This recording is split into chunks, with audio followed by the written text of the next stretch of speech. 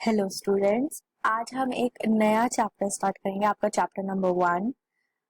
और उसको स्टार्ट करने से पहले मैं आप सबको बोलना चाहूंगी, प्लीज मेरे चैनल को सब्सक्राइब करें, वीडियोस को लाइक करें और कुछ भी आपको किसी भी पॉइंट में प्रॉब्लम आ रही है आप उसको कमेंट में पूछ सकते हैं। जैसे ही जल्दी जल्दी बच्चे और ज्वाइन होंगे वैसे ही हम स्टार्ट करेंगे लाइव सेशन की, जिससे हम लाइव इंटरेक्शन फिर कर सकेंगे। तो चलिए अब चैप्टर स्टार्ट करते हैं। ओके, तो आपके चैप्टर का नाम है इक्वालिटी, ऑन इक्वालिटी। हम इसमें बात किसकी करेंगे?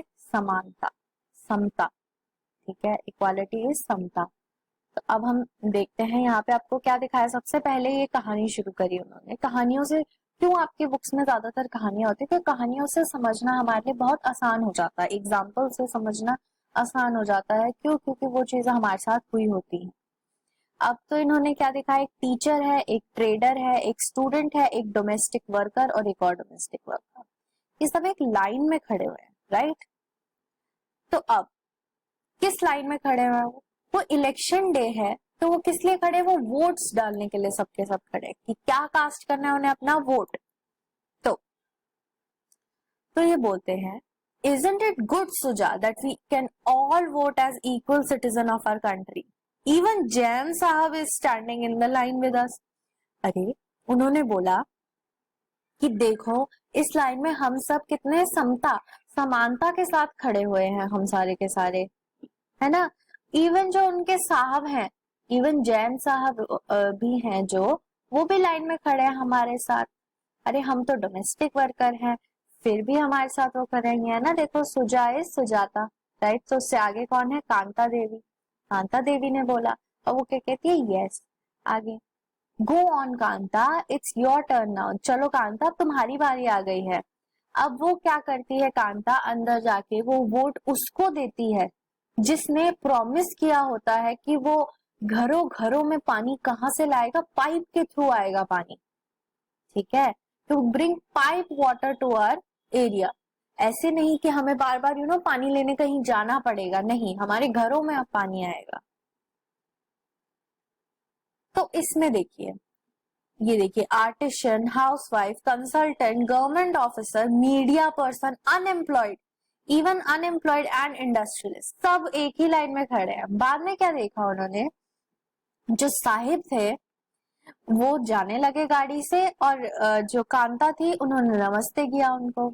अब गुड़िया हैज बिन रनिंग फीवर, जो उनकी बेटी है वो, उनको क्या है? बुखार हो रखा है, पर उसको अपना काम भी पूरा करना है पहले साहिब के घर में, और फिर वो किसी से क्या मांगेंगी? एडवांस। एडवांस मीन्स पैसा थोड़ा पहले मांगेंगे, अपनी पगार थोड़ी पहले मांगेंगे।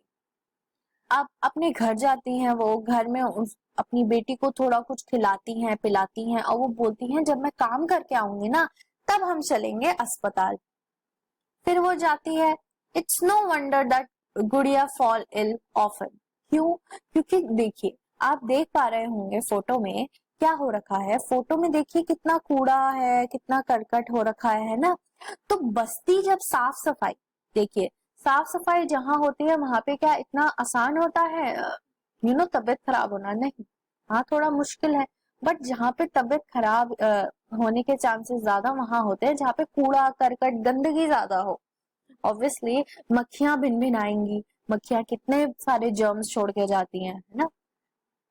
आगे, must sure to drew the corners properly. अब जब वो घर जाती है काम करने के लिए तो क्या होता है, वो जो साहिब होते हैं, फिर उनकी जो वाइफ होती है वो उनको बोलती है कि ढंग से काम करना, हेज और एडवांस कांता। तो वो कांता को क्या कहती है? कांता ने पैसे मांगे होते हैं, है ना? उसको तो उम्मीद होती है कि मैं अपनी बेटी को अस्पताल लेकर जाऊंगी। तो वो जो मालकिन होती है वो देती है पगार पहले से ही, ठीक है, पहले ही पगार दे देती है, पर वो मना करती है। पर मालकिन और साथ में क्या बोलती है? मालकिन ये भी बोलती है कि इसको ना हैबिट नहीं बनाना, मतलब कि ये रोज रोज नहीं होना चाहिए कि हर 2-4 दिन में बोल रहे हो कि मेरे को पगार दे दो, थोड़ी पहले पहले दे दो पगार, ऐसे नहीं चलेगा। फिर उसी शाम को क्या हुआ कि ये गई एक अस्पताल। अब थोड़ी ही देर बेटा। अब देखिए, आप गए हो किसी अस्पताल, सोचिए आपके पास पैसे हैं, जेब में इतने पैसे हैं कि आप एक प्राइवेट अस्पताल में जा सकते हो, तो क्या आपको लगता है वहां पे इतनी लंबी लंबी लाइनें मिलेंगी आपको? नहीं। वहां पे क्या होता है, वहां पे आपको नंबर से बुलाते हैं। यहाँ पे तो आपको देखिए एक स्टैंड में खड़ा कर रखा है ना, एक एक क्यू में खड़े हैं आप। बट जब आप किसी प्राइवेट में जाते हो तो आपको एक एक अपॉइंटमेंट दे देते हैं, अपॉइंटमेंट नंबर के हिसाब से आप आते रहते हैं, है ना। बट यहाँ पे क्या देख रहे हैं आप, यहाँ पे आप देख रहे हैं कि वो एक लाइन में खड़ी है, उसकी बेटी की इतनी ज्यादा तबीयत खराब है ना। अब हम चलते हैं टॉपिक पर, ठीक है। अब हम पढ़ेंगे इक्वल राइट टू वोट। सी, सबको क्या दिया है, समानता है किसकी, अधिकार किस चीज का, वोट करने का, ठीक है। अब जो स्टोरी जो स्टार्ट हुई वो कैसे हुई कि कांता कहाँ है, कांता एक लाइन में खड़ी है, किस कौन सी लाइन में, जहाँ पे वो वोट देने जा रहे हैं, है ना। वहां पे कितने भिन्न भिन्न प्रकार के लोग हैं, है ना। वहां कितने सारे अलग अलग प्रकार के, कोई गवर्नमेंट वर्कर है, कोई मीडिया वाला है, कोई उसी की फ्रेंड है जो पीछे उनके खड़ी थी, है ना। तो सभी थे खड़े हुए। अब कांता ने क्या रिकॉग्नाइज किया, जो उसके साहिब अशोक जैन, छोटे लाल, उसके जो नेबर हैं वो भी वही खड़े हैं, जो उसके एम्प्लॉयर्स हैं, जो उसको काम देते हैं वो भी वहीं खड़े हैं। तो जो हमारी कंट्री है वो क्या है, डेमोक्रेटिक है, ठीक है। तो जो डेमोक्रेटिक कंट्री होती है वहां पे क्या है, यूनिवर्सल अडल्ट फ्रेंचाइज, क्या है वहां पे, यूनिवर्सल अडल्ट फ्रेंचाइज। यहाँ पे क्या होता है, यहाँ पे अगर आप 18 से अबव एज है आपकी, तो आपको पूरा अधिकार है किसका, वोट देने का। कोई आपका ये अधिकार छीन नहीं सकता, कोई भी नहीं छीन सकता इस दुनिया में, चाहे आप अमीर हैं, चाहे आप बिल्कुल गरीब हैं, चाहे बहुत ही ज्यादा अमीर हैं, कुछ भी बात है, मीडियम है, मिडिल क्लास है, upper middle class, lower middle class, आप किसी भी क्लास से क्यों ना बिलोंग करते हो, पर आपको वोट देने का पूरा पूरा अधिकार दिया है इंडिया में, ठीक है। कोई भेदभाव नहीं है इसमें, अगर आप मुस्लिम हैं आप भी वोट दे सकते हैं, आप जैन हैं आप भी वोट दे सकते हैं, कोई भी रिलीजन का हो, चाहे आप थोड़े से ही पढ़े लिखे हैं, चाहे आपने 5वीं तक पढ़ाई करी है, चाहे आप पीएचडी होल्डर हैं, आप भी वोट देने जा सकते हैं, कोई भी जा सकता है वोट देने, ठीक है। तो इसको हम बोलते हैं यूनिवर्सल अडल्ट फ्रेंचाइज। इसमें क्या बोला गया है कि अगर कोई 18 साल से अबव है, यूनिवर्सल मतलब कि पूरी दुनिया में लागू करा गया है कि कोई भी 18 साल से अबव है उसको ये राइट मिला हुआ है। अब ये जो आइडिया है, ये क्या आइडिया दिखाता है, आप खुद सोचिए, ये आइडिया आपको क्या दिखाता है कि 18 साल से अबव, इसका मतलब इक्वालिटी दिखाएगा ना। 18 साल से अबव मतलब कोई भी 18 साल से अबव, जैसे ही 18+ वैसे ही आप क्या वोट दे सकते हैं। तो ये आपको दिखाता है, सबसे बड़ी चीज वो है आपकी इक्वालिटी। इक्वालिटी दिखाता है ये कि एक स्टेट में, एक कंट्री में आपको पूरा अधिकार दिया गया है किस चीज का, वोट देने का, हर किसी को, कोई रिलीजन है, कोई रीजन है, कुछ भी आप वोट दे सकते हैं, ठीक है ना। अब कांता बहुत एक्साइटेड होती है किस लिए, वोट देने के लिए। क्यों? क्योंकि उसको उस समय जब वो उस लाइन में खड़ी है, उस क्यू में खड़ी है, उस समय उसको क्या फील होता है, उस समय उसको बहुत इक्वल फील होता है, सबसे होता है ना। क्यों? क्योंकि हर कोई वहां वोट देने आया है। सेकेंडली, चाहे वो छोटे उसमें है, कोई छोटा काम करता है, बोलते हैं हमारे यहाँ पे तो कि छोटा काम बड़ा काम, आई डोंट गेट दैट, क्योंकि हर काम इक्वल है। अगर कोई साफ सफाई भी कर रहा है तो वो कितना बड़ा काम है भाई, साफ सफाई ना हो तो देखा ना उसकी बच्ची की तबीयत क्यों खराब हुई, क्योंकि साफ सफाई नहीं थी, है ना। तो फिर कोई साफ सफाई कर रहा है वो भी कितना इंपॉर्टेंट काम है, कोई देश चला रहा है वो कितना इंपॉर्टेंट काम है, तो सारे काम इंपॉर्टेंट है। आगे चलते हैं। अब जैसे ही देखिए, जब वो सुबह गई वोट देने, तब तो उसको क्या फील हुआ, बिल्कुल ही इक्वल फील हुआ ना उसको, बिल्कुल इक्वल फील। क्या फील हुआ कि हम देखो सब समान है, सब एक ही लाइन में लगे हुए हैं, सब एक ही क्यू में लगे हुए हैं, सबको जाना है वोट देने, है ना। उस समय उसको बहुत इक्वल फील हुआ। बट जैसे जैसे दिन बीतता गया वैसे वैसे उसको ये इक्वालिटी नहीं लगी, उसको लगा नहीं है इक्वालिटी। क्यों? अब देखते हैं उसकी जिंदगी की कहानी। वो कहाँ रहती है, वो एक स्लम में रहती है ना। वो एक स्लम में रहती है जहां पीछे उसके क्या है, ड्रेन है। ड्रेन मतलब जहां से पूरी गंदगी जाती है। और जो उसकी बेटी है वो सिक है, सिक मतलब बीमार है, पर वो छुट्टी नहीं ले सकती काम से। क्यों? क्योंकि उसको पैसे चाहिए, उसको पैसे चाहिए डॉक्टर के पास अपनी बेटी को ले जाने के लिए। वो कहाँ से मिलेंगे? वो तो अपने एम्प्लॉयर से ही मिलेंगे जहां वो काम करती है। फिर उसका काम क्या है? उसका काम है डोमेस्टिक हेल्प, मतलब घर का काम, झाड़ू पोछा बर्तन खाना बनाना, यही सब काम है उसका। तो वो थक भी जाती है ना, थकेगी वो, इतने सारे घरों में झाड़ू पोछा लगाओ तो थकेगा ही बंदा। एंड फाइनली उसका दिन कैसे गुजरता है? एक लंबी सी लाइन में खड़ा। अब आप सोचेंगे कौन सी लंबी सी लाइन? वो अपनी बच्ची को लेके जाती है ना अस्पताल, तो अस्पताल में एक लंबी सी लाइन लगी होती है, तो वो उसमें खड़े रह जाते हैं, है ना।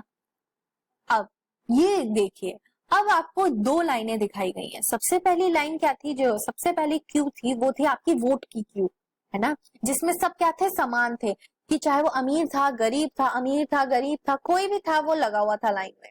फिर थी आपकी दूसरी लाइन जो है इसकी हॉस्पिटल की लाइन। इसमें आपने क्या देखा? ये सुबह जैसी लाइन नहीं थी। यहाँ पे सारे कौन थे? यहाँ पे सारे गरीब खड़े हुए थे। सी वो क्या कह रहे हैं कि यहाँ पे इस गवर्नमेंट हॉस्पिटल में आने के लिए यहाँ पे सारे कौन है? पुअर लोग खड़े हुए हैं, सारे गरीब लोग खड़े हुए हैं। ये सुबह की लाइन से तो डिफरेंट हुआ ना। सुबह तो अमीर भी खड़े थे, गरीब भी खड़े थे, उसके खुद के एम्प्लॉयर्स भी खड़े हुए थे वहां पर, तो सभी खड़े हुए थे। बट यहाँ पे ऐसा था? यहाँ पे ऐसा नहीं था। यहाँ पे कौन थे? यहाँ पे ज्यादातर पुअर खड़े हुए थे, गरीब खड़े हुए थे। अब other kind of equality, see Kanta is one of the many people who live in a democratic India.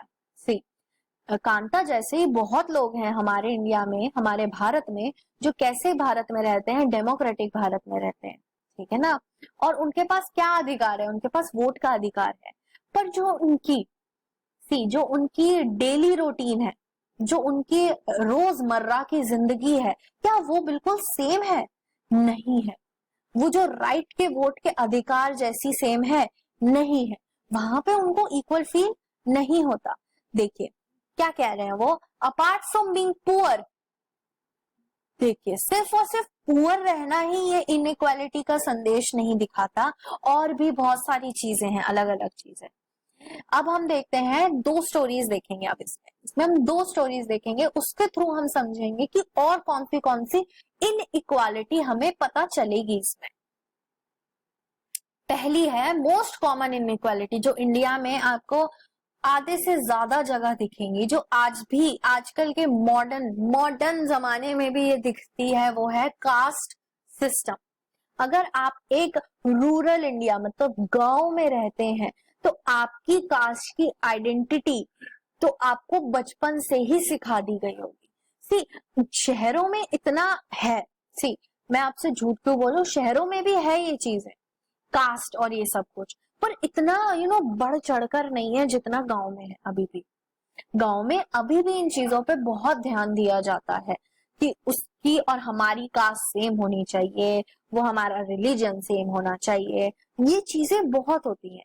पर यहाँ पे खुल के नहीं होता, यहाँ पे बंद दीवारों में हो जाता है, पर होता यहाँ पे भी है। ये कास्ट सिस्टम हमारे इंडिया के बिल्कुल रूट्स तक जा चुका है, इसलिए ये चीज हटना बहुत ही मुश्किल है। जब तक ये SC ST ये सब जो माइनॉरिटी एंड मेजॉरिटी, जब तक हम इनको दो पल्लू में भारी रखेंगे, इनको बांट के रखेंगे, तो ये कैसे इक्वालिटी आ सकती है? ठीक है। अब अगर आप एक अर्बन इंडिया में रहते हैं तो आपको लगता होगा ना कि नहीं होती इनइक्वालिटी। सी मेरे को पता है बहुत बच्चे, जो अभी बहुत बच्चे या कोई भी अगर ये वीडियो देख रहा होगा तो वो यही सोच रहा होगा अब थोड़ी होता है कास्ट सिस्टम, अब कहाँ कास्ट सिस्टम, ये क्या पढ़ा रहे हो गलत गलत बच्चों को। बट असलियत ये है, असलियत अभी भी यही है कि कास्ट सिस्टम को, मैं आपको वही कह रही हूँ कि वहां पे तो खुले आम, गांव में आपको खुले आम मुंह पे भी बोल देंगे कि तुम तो नीच जात के हो, मुंह पे भी बोल देंगे आपको गांव में। क्यों? क्योंकि वहां पे अभी इतना मॉडर्नाइजेशन हुआ नहीं। मॉडर्नाइजेशन क्या है? आपको पढ़ाई लिखाई है आपकी मॉडर्नाइजेशन, इंडस्ट्रीज आना, कोई नई नई चीजें आना, वो है आपकी मॉडर्नाइजेशन। बट गांव में अभी ये सब चीजें नहीं हुई है। इसलिए आप जब यहाँ एक सिटी में आप ये चीजें देखोगे ना, तो आपको बोलोगे नहीं है, तभी तो आपको मेरी बात अभी नहीं लग रही होगी कि नहीं है। बट अब उन्होंने प्रूफ भी दिया है। देखिए क्या दिखा है? Alliance invited for 32 MMS। दोबारा बताती हूं मैं आपको। हाँ, तो अब हम पढ़ते हैं ये दोबारा से अलायंस, ठीक है। तो alliance invited for 32 MMS, 5 feet 4 inches, fair, beautiful girl working in IT co Mumbai from BE MBA boy working in Mumbai abroad from IT industry cast no bar SC ST accused send BHP must। समझ आया आपको इन्होंने क्या बोला है? Cast no बार SC ST excuse. Next पढ़ते हैं। prof qualified beautiful tall girl for Gupta boy 28-6 CA working MNC Texas USA $80K। Next पढ़ते हैं।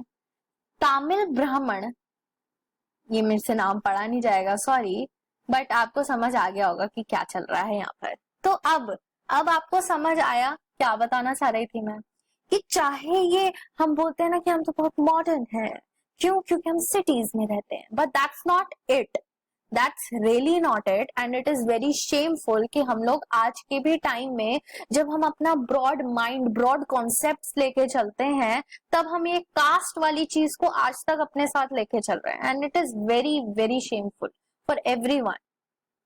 तो आपको समझ आया ना कि ये चीज सिर्फ और सिर्फ रूरल एरिया में नहीं है, बस ये डिफरेंस है। See the only difference is rural area में खुले आम मुंह पे बोल देते हैं, बट इन द सिटीज पीठ पीछे। ठीक है, आगे समझ आया ना आपको? आगे देखिए। अब हम पढ़ते हैं जो हमने कहानियां हमने दो बोली थी ना, उन्होंने कि हम 2 कहानियों से आपको सिखाएंगे, राइट? तो अब वो 2 कहानियां पढ़ते हैं। पहली कहानी है आपकी दलित से रिलेटेड। सी, दलित कौन होता है? जिनको हम बोलते हैं लोअर कास्ट, ठीक है, उनको हम दलित भी बोलते हैं। दलित का मतलब होता है टूटा हुआ, मतलब ब्रोकन, ठीक है। तो हम इससे हम क्या पॉइंट आउट कर रहे हैं कि वो क्या है? लोअर कास्ट के हैं। वेरी बैड, ठीक है। आगे चलते हैं। अब हम पढ़ेंगे ये कहानी ना, आपको याद रखनी है क्योंकि अगले साल भी आपको कुछ ना कुछ इससे रिलेटेड कुछ ना कुछ है, उसके भी अगले साल आपका इससे रिलेटेड कुछ ना कुछ है, तो आपको ये याद रखनी पड़ेगी। ओम प्रकाश वाल्मीकि ये एक फेमस दलित राइटर है, ठीक है, थे सॉरी। इनकी ऑटोबायोग्राफी है जूठन, उसमें इन्होंने लिखा, उसमें इन्होंने बताया, ऑटोबायोग्राफी क्या होती है? उसमें आत्मकथा है ना। तो उसमें उन्होंने क्या लिखा कि उनको ना क्लास से बिल्कुल अलग बिठाया जाता था, और वो भी कहाँ? जमीन पर, ठीक है। और जो मैट थे, जब तक उन तक पहुंचते थे, मैट मतलब जो चटाई होती थी, जब तक वो उन तक पहुंचती थी तब तक खत्म हो जाती थी, तो इसलिए उनको बिल्कुल जमीन पर ही बैठना पड़ता था विदाउट चटाई, ठीक है। और कभी कभी तो उनको इतना दूर बैठना पड़ता था डोर के पास, डोर के पास मतलब बिल्कुल ही दरवाजे के पास, जहां पे पूरी डिस्टरबेंस है, ठीक है। और कभी कभी उनको मारा भी जाता था। सी, वो क्या कह रहे हैं? कभी कभी उनको मारा भी जाता था, कोई रीजन नहीं होता था उसके पीछे, ऐसे ही मन किया मार दिया, ऐसे ही। तो जब वो 4th क्लास में थे, हेड मास्टर ने उनको बोला कि ना ओम प्रकाश स्कूल की सफाई करो, प्लेग्राउंड की सफाई करो। तो उन्होंने क्या लिखा है? जो प्लेग्राउंड था ना वो बहुत बड़ा था। सिर्फ 4th क्लास का बच्चा इतना काम कर पाएगा? आप खुद ही सोच के देखिए, क्या 4th क्लास का बच्चा इतना सारा काम कर पाएगा? नहीं कर पाएगा। छोटा सा शरीर, इतनी फिजिक नहीं होती 4th क्लास के बच्चे की कि वो इतना बड़ा ग्राउंड साफ कर ले। तो क्या होता है, वो स्टार्ट करते हैं साफ करना, और बीच में उनकी बैक एक होने लग जाती है, उनका पूरा मुंह धूल से सना हो जाता है, धूल उनके मुंह के अंदर चली जाती है। बाकी बच्चे जो उनकी क्लास के होते हैं 4th क्लास के, वो तो पढ़ाई कर रहे हैं, और वो क्या कर रहे हैं? वो झाड़ू लगा रहे हैं। और जो हेड मास्टर था वो अपने रूम में बैठ के बस उनको वहां झाड़ू लगाते हुए देख रहा था, और उनको पानी पीना तक अलाउड नहीं था। और उन्होंने पूरा दिन किसमें लगाया? झाड़ू में ही लगाया।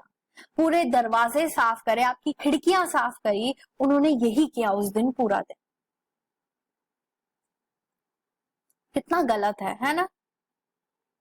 अब कुछ दिन तक ये एक ही दिन में तो ये सब चीजें होने वाली थी नहीं। हमने अभी पढ़ा कि वो 4th क्लास में थे। 4th क्लास की फिजिक इतनी नहीं होती कि वो इतना बड़ा प्लेग्राउंड आराम से साफ कर ले, और फिर दरवाजे भी साफ करने, आपकी खिड़कियां साफ करनी है। तो क्या हुआ, 1-2 दिन तक ये चीज चलती रही। अब क्या, जब उसके ना पापा ने देख लिया, वो वहां से गुजर रहे थे और उसके पापा ने देख लिया, ओम प्रकाश वाल्मीकि जी के पापा ने देख लिया कि वो क्या कर रहे हैं, वो झाड़ू लगा रहे हैं। तो वो कहते हैं, हेडमास्टर जी के पास जाते हैं, सीधा चिल्लाते हैं, तुम टीचर हो, तुम क्या हो, तुम टीचर हो, तुम अध्यापक हो, तो मैं जा रहा हूं, बट रिमेम्बर दिस। तो क्यों उन्होंने बस इतना बोला, तो मैं जा रहा हूं? क्योंकि हमें भी इस चीज सिखाई गई कि हमें अध्यापकों की बहुत रिस्पेक्ट करनी है। हमें उनकी रिस्पेक्ट क्यों करनी है? क्योंकि जो भी आज हम बैठ के, मैं भी जो आपको सिखा पा रही हूँ, क्यों सिखा पा रही हूँ? क्योंकि मुझे भी मेरे अध्यापकों ने बहुत अच्छे से समझाया, तभी तो मैं भी समझा पा रही हूँ। तो वही बात है। पर वो क्या बोलते हैं, एक दिन आएगा मेरा बेटा यहीं पढ़ेगा इसी स्कूल में, और यही नहीं, इसके जैसे और भी बच्चे यहीं पढ़ेंगे, और उस दिन मैं तुम्हें देखूंगा। उन्होंने कुछ नहीं बोला, उन्होंने सिर्फ इतना बोला और वो वहां से चले गए। तो ये थी आपकी पहली कहानी, जिसमें आपने क्या देखा कि एक दलित लड़का है जिसको पढ़ाई से क्या रखा, वंचित रखा, पढ़ाई से दूर रखा उसको, और उसको सिर्फ और सिर्फ बोला कि तू झाड़ू लगा, तू बैठ भी तो बिल्कुल पीछे बैठ, सुनाई ना दे उसको। डोर के पास बैठोगे तो आपको कैसे ठीक से सुनाई देगा? नहीं देगा। तो वही बात थी ये कहानी। अब दूसरी कहानी किसकी है? ये एक सिटी की कहानी है। चलो वो तो थोड़ा गांव टाइप की थी। ये आपके आगे एक सिटी की कहानी, ठीक है, जहां पे ये चीजें हम क्या बोलते हैं, नहीं होती है ना, ये सब चीजें नहीं होती। भेदभाव कहाँ है अब, है ना?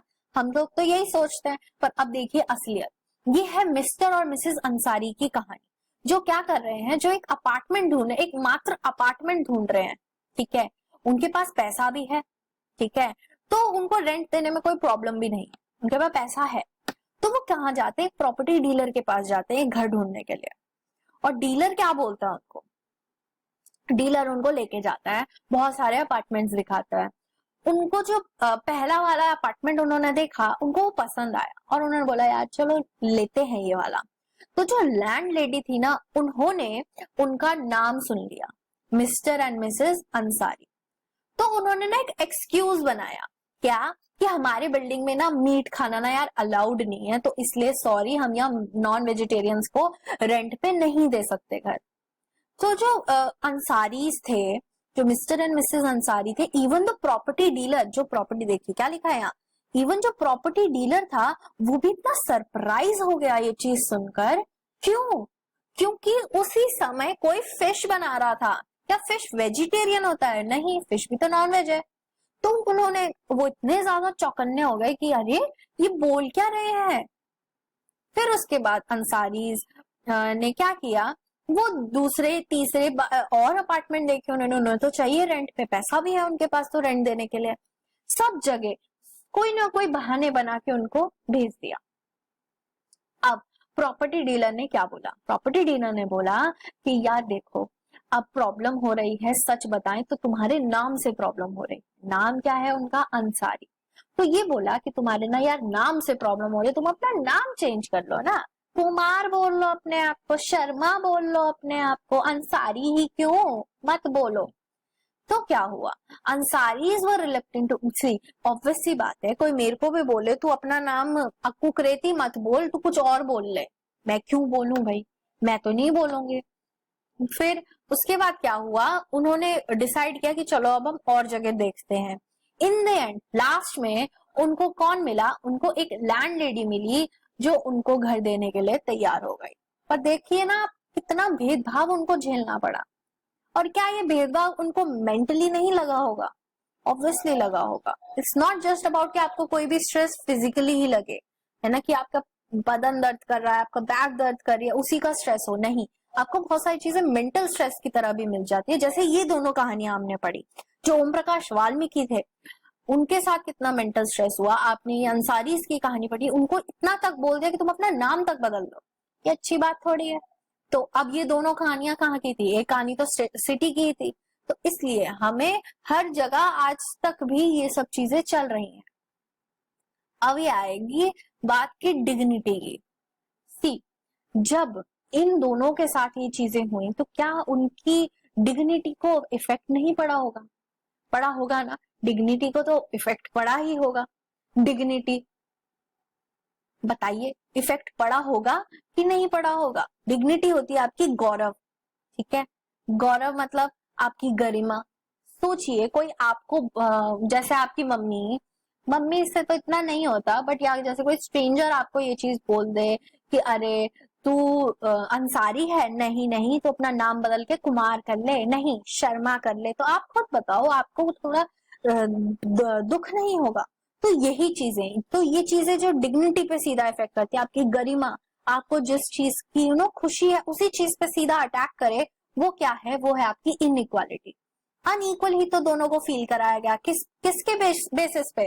कास्ट के बेसिस पे, और दूसरा रिलीजन के बेसिस पे। इन्हीं दोनों चीजों के बेसिस पे उन दोनों को क्या फील कराया गया? वो छोटा फील कराया गया। That is very very wrong, है ना? अब जब भी हम किसी भी इंसान को क्या करते हैं, बुरा ट्रीट करते हैं या अनइक्वल ट्रीट करते हैं, उनको ये सोचते हैं वो तो नीच है या हम ऊंचे हैं। ऐसा अगर कुछ भी आप किसी के साथ ट्रीट करते हो, आप सीधा की सीधा उसकी गरिमा पे वार कर रहे हो। आप उसको इतना ज्यादा मेंटल स्ट्रेस दे रहे हो कि वो आगे क्या सोचेगा। पर देखिए, अंसारीज ने नहीं छोड़ी हिम्मत, ओम प्रकाश वाल्मीकि ने नहीं छोड़ी हिम्मत, लेखक बन गए, है ना? और पूरी दुनिया उनकी कहानी जानती है। अब उसी कहानी की वजह से कितने लोग हैं जो अब ये चीज ना करें, या कितने लोग हैं जो चुप थे वो अब बोलेंगे इस चीज पे, है ना?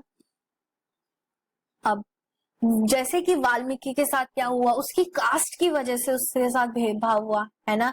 पर उसके पापा ने थोड़ी हिम्मत दिखाई, कन्फ्रंट किया, तो उसने वाल्मीकि ने देखा कि अरे मेरे पापा ने देखो कितना कन्फ्रंट किया टीचर्स को, मुंह पे बोला उनके, एक दिन आएगा वो भी, है ना? और वो दिन आया।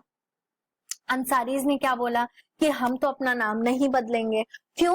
क्योंकि देखिए, कुछ भी बात है, आपके नाम से ना आपकी एक सेल्फ रिस्पेक्ट जागती है ना? जैसे मेरा नाम है आकांक्षा कुकरेती, कोई मेरा कोई नाम भी गलत लिखता था ना, मेरी बहुत बुरी लड़ाई होती थी, और वो आज तक हो रही है, क्योंकि मेरा लोग नाम गलत लिखते हैं, बोलते भी गलत है। मेरा नाम आकांक्षा है, नॉट आकांक्षा। तो दोनों चीजें अलग हो जाती हैं। तो एक के की वजह से बहुत लड़ाइयां सही हैं, आज तक सही है। तो कोई अगर ये चीज बोलता है ना, मुझे भी दुख होता है, मेरी भी तो एक, और इसी नाम की वजह से ही तो मैं जानी जाती हूँ। मेरा नाम अगर नहीं होता कुछ भी, तो मेरे लिए तो कोई मेरे जानता भी नहीं है ना? तो वही बात है, ये जो नाम है ये हमें क्या देता है? एक सेल्फ रिस्पेक्ट, ये हमारी डिग्निटी। तो इसलिए उन्होंने नाम बदलने के लिए सीधा का सीधा इनकार कर दिया था, है ना? तो ओम प्रकाश और अंसारी दोनों ही ये चीज डिजर्व नहीं करते। कौन करता है ऐसा डिजर्व? कोई भी ऐसा डिजर्व नहीं करता।